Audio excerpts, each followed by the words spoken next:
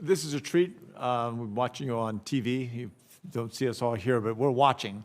And really appreciate, there are not that many of us left, but an entrepreneur in my own right. Started out as a geologist and then in the big, long kind of inflation, what do you call it, the stagflation epics of the 80s. Our company got sold, and we all got laid off, and I was out of work for a couple of years, but ended up opening a restaurant that brewed its own beer. And our lending parameters were no one. I went to 33 banks, and they turned me down every time. I was only trying to borrow 50 grand because the city would give us 125 grand because we were at a abandoned warehouse district, so they wanted to stimulate the area. And so we finally got open after all these banks.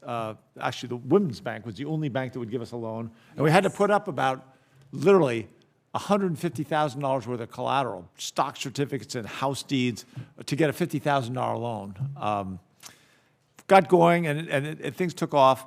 And we had all of a sudden everyone copied us, and we had all these competitors, and we had to expand. And we were going to take this big old 5-story warehouse and put affordable housing up on top. A minor detail was I didn't have any money still. We had a business that was doing great and cash flowing like crazy. Anyway, the 504 program was what we used, and it allowed us to take the cash flow we have and then the asset, and we were gambling that if we put these millions of dollars into it, it would be worth this much more money. And it worked. And it really was, no one else would have talked to us. No one else would have given us that chance.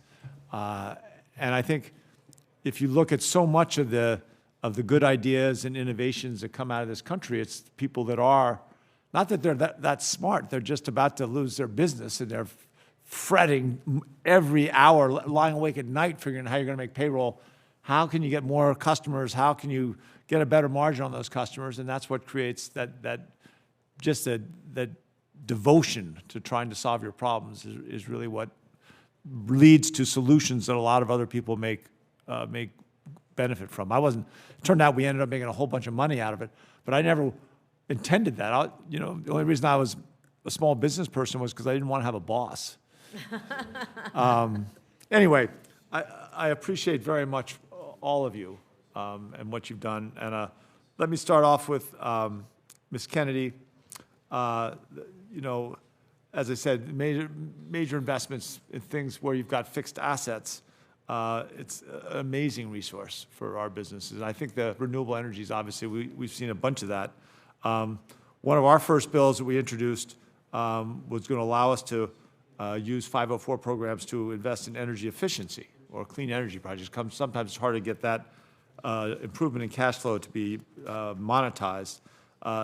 Now, more than ever, we're seeing them use these investments to navigate the increasing costs and the new energy sources that will lower energy costs. But in this past June, the SBA put a cap on 504 financing that a business could receive for energy projects, just as we were at that point where suddenly we had a bunch of projects lined up and ready to come through that ultimately, I think, were those small businesses that were so neurotic and driven that they would have come up with the innovations and the great ideas.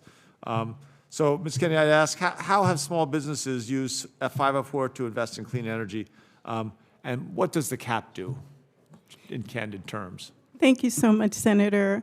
As I mentioned in my written and oral testimony, this 504 cap will hinder small businesses from continuing to use the energy efficiency public policy goal by no longer being able to do multiple projects.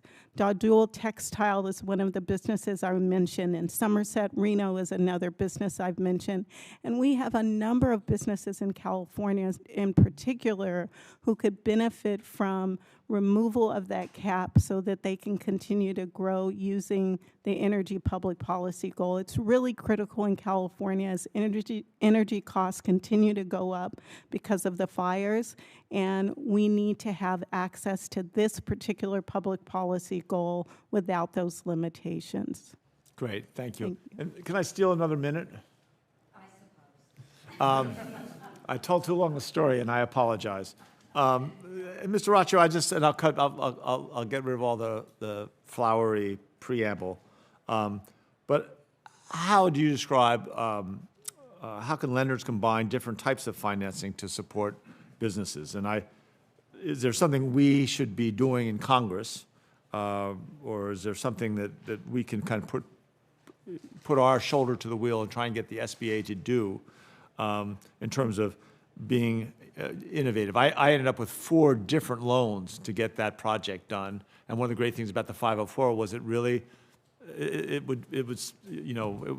go below like the city loan, which just it made all the difference. Thank you, Senator. We have an amazing toolbox set of products, whether it's the 504 for a fixed capital asset or it's the 7A to help out with working capital. A lot of the tools that the everyday business owner is going to need, we have. I think being able to increase some of those limits and also having some accountability with regards to timeframes will really help to boost where we go with those products. So I would think the panel would agree we've got a really good tool set. Just listening to your story, listening to Carl's story, at the end of the day, when we're able to do these loans, we can see the excitement in your face. We really do make small business owners' dreams come true. Yeah. And it's not every day we can say that, but we really have clients like yourself that really love what they do and are excited about taking the opportunity to purchase real estate. Yeah, I appreciate that, and thank you all. It's funny, I came very close to doing a brew pub in Indianapolis, and came very close to doing one in Davenport. Rock Island, actually, is where we were looking, but in that Quad City stuff. So anyway, thank you all. Yield back.